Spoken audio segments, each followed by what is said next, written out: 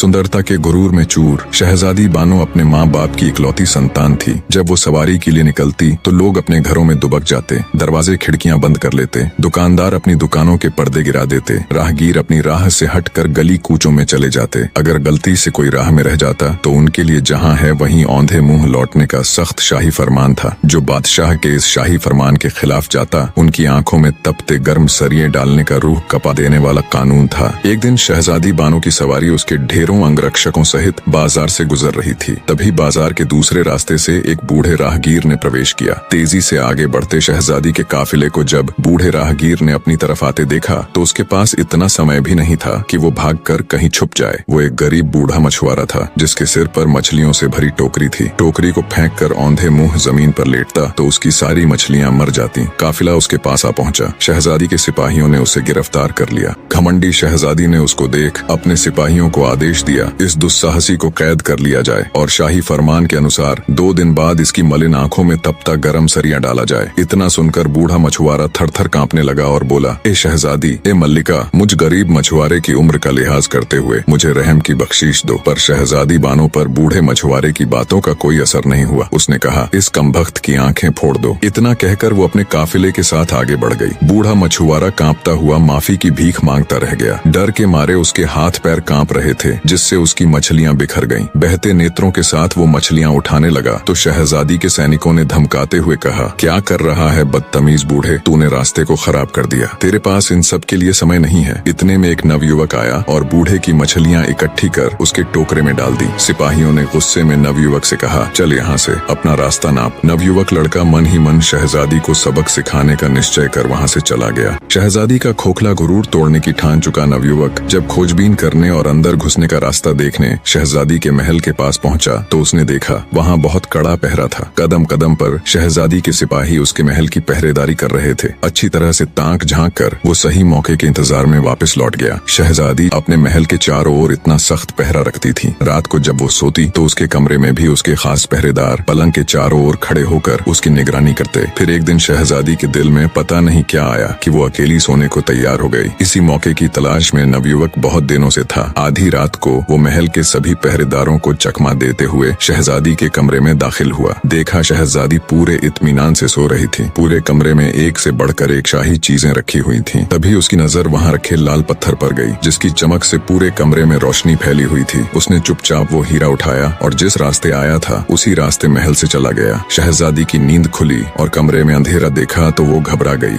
घबराकर शहजादी बिस्तर से उठ खड़ी हुई और हाथों से टटोलते हुए घंटे से बंधी जंजीर तक पहुंची और जंजीर खींच दी। घंटे की जोर जोर की आवाज सुनकर के नौकर चाकर उसकी बांदियां तुरंत उसके पास पहुंची। उधर बादशाह और मल्लिका भी घंटे की आवाज सुनकर उठ गए। मल्लिका ने बादशाह से कहा, हाय क्या हो गया मेरी बच्ची को, जल्दी से उसके पास चलो। बादशाह और मल्लिका जब शहजादी बानो के कमरे में पहुंचे तो उन्होंने देखा शहजादी के पास नौकर खड़े हुए कह रहे थे, मल्लिका, हमने किसी को यहाँ से बाहर निकलते नहीं देखा। बादशाह के पूछने पर शहजादी ने बताया कि अब्बा जान, कमरे में रखे हीरा लाल को कोई चुरा ले गया। बादशाह ने तुरंत सैनिकों को आदेश दिया कि जल्दी जाओ और देखो, चोर अभी यही होगा। पर नवयुवक तो कब का वहाँ से जा चुका था। सुबह होते ही बादशाह ने पूरी सल्तनत में घोषणा करवा दी कि जो भी शहजादी के चोरी हुए हीरा लाल को वापस लेकर आएगा या आएगी उसे मुंह मांगा इनाम दिया जाएगा। नवयुवक को जब बादशाह की घोषणा का पता चला तो वो मन ही मन खुश हुआ। वो अब अपने अगले कदम के लिए तैयार था। शहजादी के गुरूर को तोड़ने की नवयुवक की योजना अब उसके हिसाब से जा रही थी। अपनी योजना अनुसार वो बादशाह के सम्मुख पेश हुआ और तख्त के सामने झुककर बड़ी अदब के साथ सलाम किया। बादशाह ने नवयुवक से पूछा, कौन हो तुम? नवयुवक ने अदब के साथ कहा, बादशाह सलामत, मैं शहजादी के चुराए हुए हीरा लाल को लेकर आया हूँ। अब आप अपने वायदे के मुताबिक मेरी मुंह मांगी शर्त को पूरा कीजिए। बादशाह हीरे को देख खुश होता हुआ बोला, कहो तुम्हें क्या चाहिए? नवयुवक ने बोला, बादशाह सलामत, मेरी गुजारिश है कि परसों शहजादी को देखने पर कैद किए गए वृद्ध मछुआरे की आंखें फोड़ने की सजा माफ की जाए और उन सिपाहियों की पीठ पर कोड़े लगवाए जाए जिन्होंने उसे गिरफ्तार किया और मुझे गालियां दी। बादशाह ने हैरान होते हुए पूछा, उस बूढ़े मछुआरे के साथ तुम्हारा क्या रिश्ता है? नवयुवक बोला, हुजूर ए आजम, मेरा उसके साथ इंसानियत के अलावा कोई रिश्ता नहीं। बस उसकी हालत देखकर मुझे उसके ऊपर रहम आ गया और वैसे भी उसके देखने भर से शहजादी का क्या बिगड़ गया। नवयुवक के मुख से ये बात सुनकर बादशाह गुस्से से तिलमिला उठा। उसने अपने वजीर को आदेश दिया, इस कमबख्त को कारावास में डाल दो और वायदे के मुताबिक उस बूढ़े मछुआरे को रिहा कर दिया जाए और उन सैनिकों को 50-50 कोड़े मारे जाएं। नवयुवक ने बादशाह का हुक्म सुन बादशाह से कहा, बादशाह हुजूर, आप मुझे कारावास की सजा क्यों दे रहे हो? तब बादशाह बोला, एक तो तुमने शहजादी के लाल हीरे को चुराया और ऊपर से शहजादी का अपमान किया है। नवयुवक ने बड़े अदब के साथ कहा, बादशाह हुजूर, हीरा मैंने बूढ़े मछुआरे को सजा से बचाने के लिए चुराया था। आप ये ठीक नहीं कर रहे हैं। अगर आपने ऐसा किया तो मैं आपकी जेल से भाग जाऊंगा और आपका ताज चुरा लूंगा। बादशाह बोला, बेवकूफ लड़के, तू मेरे ताज के आसपास भी नहीं फटक सकता। बादशाह ने सिपाहियों को उसे जेल ले जाने का इशारा किया। इशारा मिलते ही तुरंत सिपाही नवयुवक को पकड़कर कैद खाने ले गए और जेल में बंद कर दिया। नवयुवक जेल में बैठा खुश हो रहा था। जैसा वो चाहता था अब तक बिल्कुल वैसा ही हो रहा था। वो अब अपने अगले कदम के लिए पूरी तरह तैयार था। बादशाह शहजादी के पास गया और हीरा लाल देते हुए उसे सारी दास्तान सुनाई। शहजादी ने कहा, अब्बा जान, उस दुस्साहसी की इतनी मजाल कि उसने मेरे कमरे से हीरा लाल चुराया और अब आपका ताज चुराने की फिराक में है। उस दुष्ट व्यक्ति को बीच चौराहे पर खड़ा करके उसके दोनों हाथों को कटवा दीजिए ताकि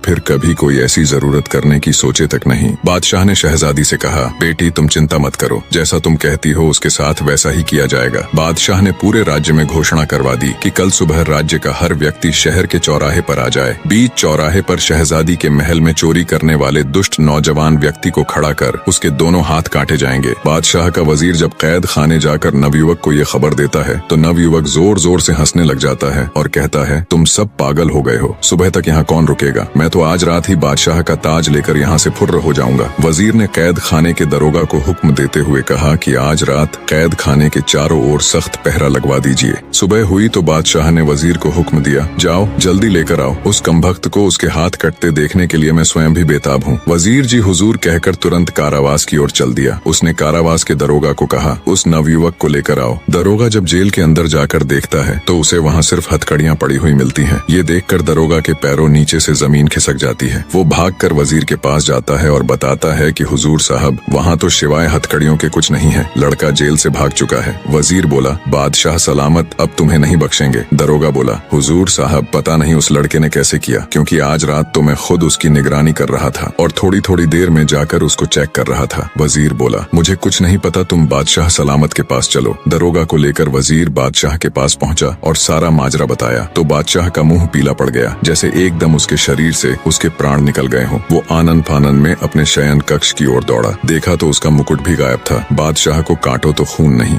शहजादी बानो अपने पिता के महल में आती है। देखा तो बादशाह उदास बैठा हुआ है। शहजादी ने उनसे मायूसी का कारण पूछा तो बादशाह बोला, क्या फायदा मेरे बादशाह होने का, जब एक मामूली सा चोर लड़का मेरे महल में दाखिल हो जाता है और जो उसका मन करे उठा ले जाता है। शहजादी बोली, मुझे तो लगता है सभी नौकर उस कमबख्त से मिले हुए हैं, पर आप उदास मत हो अब्बा जान, एक तरीका है उसे पकड़ने का और आपका ताज फिर से पाने का। आप उस बूढ़े राहगीर को फिर से कैद करवा कर पूरे नगर में घोषणा करवा दीजिए कि बूढ़े मछुआरे की आंखें निकाल कर उसे शहजादी के महल में बंदी बनाकर रखा गया है, वो उसे बचाने जरूर आएगा। बादशाह के हुक्म की देर थी कि कुछ ही देर में सैनिक उस बूढ़े राहगीर को पकड़ लाए। बादशाह ने बूढ़े मछुआरे को आराम के साथ शाही कमरे में ठहराया और अपनी योजना अनुसार पूरे राज्य में घोषणा कर दी कि बूढ़े की आंखें निकाल उसे कैद करके रखा है। नवयुवक को जब पता चला तो उसके तन बदन में आग लग गई। उसने खुद से कहा, जब मेरे ऊपर वश नहीं चला तो उस बूढ़े राहगीर को ही उठा लिया, पर अब बस बहुत हुआ, अब इन सब का अंत करने का समय आ गया है। रात हुई तो शहजादी के महल के चारों तरफ कड़ा पहरा लगा दिया गया। कदम कदम पर शाही सैनिक अस्त्र शस्त्रों के साथ चौकन्ने खड़े थे। खुद बादशाह भी भेष बदलकर गश्त कर रहा था, पर तभी अचानक शहजादी के महल से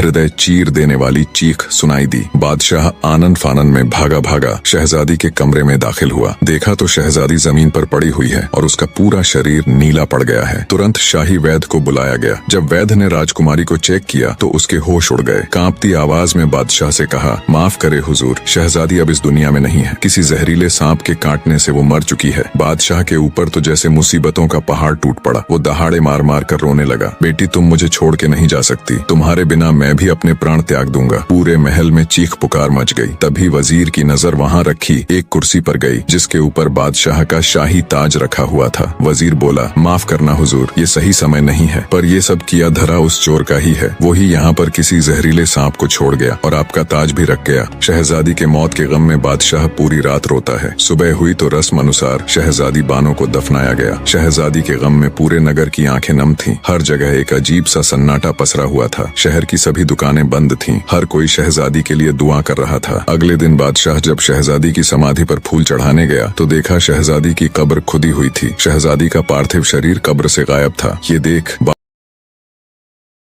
देख बादशाह को बड़ा भयानक सदमा लगा। अपने होशो हवास खो वो जमीन पर गिर पड़ा। वजीरों ने जब उस पर ठंडे पानी से छिड़का किया तो उसे होश आया, पर बादशाह अब भी अपने हवास में न था। वो सबकी तरफ ऐसे देख रहा था जैसे वो किसी को जानता ही न हो। 4 दिन के इलाज के बाद उसका होश ठिकाने आया। बादशाह को इतना गम शहजादी की मौत का भी न था जितना उसकी मैयत गायब होने का था। उसने दूसरे राज्यों से स्पेशल जासूसों की पूरी टुकड़ी बुला ली और शहजादी की मैयत का पता लगाने को कहा। शहर के चप्पे चप्पे में अब जासूस फैल चुके थे, पर उन्हें क्या पता था शहजादी का चोर तो कब का मुल्क से बाहर जा चुका था।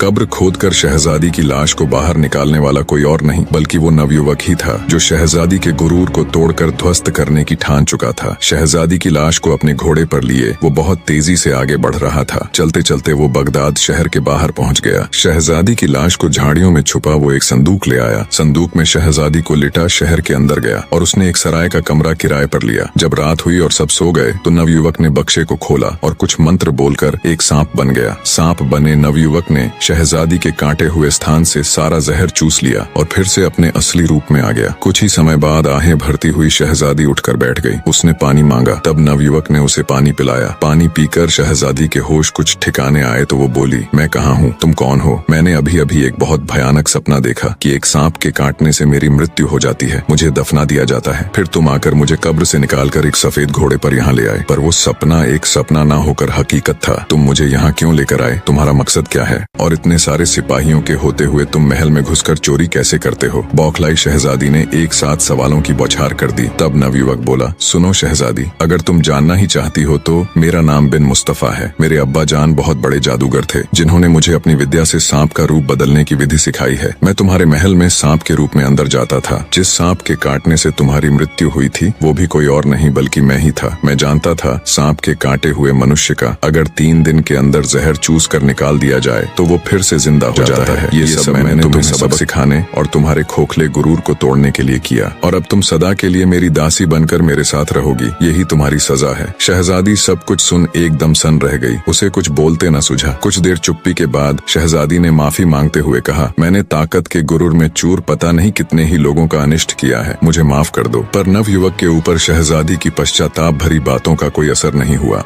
शहजादी को अपने घर लाकर एक बंदी या फिर ये कहे एक दासी की तरह नवयुवक रखने लगा। कुछ दिन तक तो शहजादी ने नवयुवक से मिन्नतें की कि वो उसे उसके पिता के पास छोड़ आए, पर नवयुवक को उसके ऊपर विश्वास न था। उसे लगता था शहजादी ये सब मजबूरी में और उसकी कैद से छुटने के लिए बोल रही है। समय बीतता गया। शहजादी अब अपना पूरा अहंकार त्याग कर एक पत्नी की तरह घर का सारा काम करती और नवयुवक की हर छोटी से छोटी बात का ख्याल रखती। धीरे धीरे नवयुवक के दिल में भी शहजादी के प्रति कठोरता की जगह नरमी ने ले ली। वो उसे चाहने लगा। फिर सोचा, मैं कहाँ एक छोटे से जादूगर का लड़का और वो मुल्क की शहजादी। फिर एक दिन ऐसा आया जब नवयुवक ने शहजादी को परखने के लिए घर पर अकेला छोड़ दिया और भागने का पूरा मौका दिया, और सोचा रात को जब लौटूंगा तब शहजादी मुझे मिल गई तो उसके सामने अपने दिल की बात कह दूंगा। रात तक का समय नवयुवक ने बड़ी मुश्किल से काटा। रात हुई तो वो धड़कते दिल के साथ घर की ओर चल दिया। उसके मन में ढेरों विचार एक साथ चल रहे थे। नवयुवक जब रात में घर आया तो उसने देखा शहजादी कहीं नहीं गई बल्कि रोजमर्रा की तरह अपने कामों में तल्लीन थी। आज पूरा दिन सोचने समझने और विचार करने के बाद उसने फैसला लिया कि शहजादी के साथ उसका कोई भविष्य नहीं है। उन दोनों के बीच प्रतिष्ठा और रुतबे की बहुत बड़ी दीवार है, तो वो उसे सही सलामत बादशाह के पास ही छोड़ आएगा। सुबह हुई तो शहजादी को लेकर वो बादशाह के पास गया। जब बादशाह ने अपनी बेटी को सही सलामत देखा तो उसकी आंखों से खुशी की अश्रुधारा बह निकली। उसने शहजादी को गले लगा लिया और ढेरों सवाल एक साथ दाग दिए। तब नवयुवक ने बादशाह से माफी मांगते हुए सारा किस्सा कह सुनाया। सब सुनकर बादशाह ने अपने वजीर को हुक्म दिया कि इसे अभी फांसी के तख्ते पर चढ़ा दो। पर शहजादी ने अपने पिता से कहा, नहीं अब्बाजान, इसने मेरा अहंकार नष्ट करने के लिए ये सब किया। अब मैं इसे अपने हृदय से अपना पति मान चुकी हूँ। अगर इसे कुछ हुआ तो मैं भी अपने प्राण त्याग दूंगी। बेटी के मोह में मजबूर बादशाह ने दोनों का निगाह करवा दिया। अब पहले जैसा कोई कानून नहीं रहा। प्रजा भी अब खुशी से रहने लगी। इधर शहजादी और नवयुवक भी एक दूसरे के साथ खुश थे।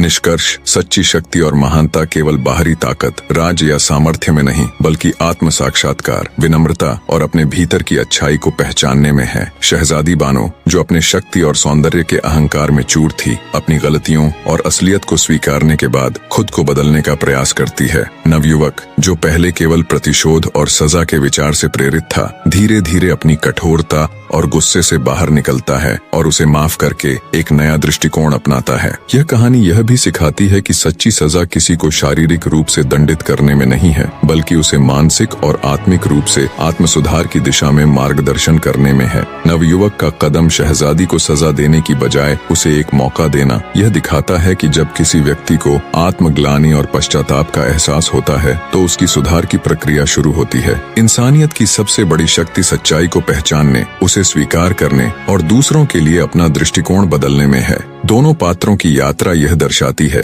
कि जब हम अपने अंदर की अच्छाई को पहचानते हैं और उसे अपने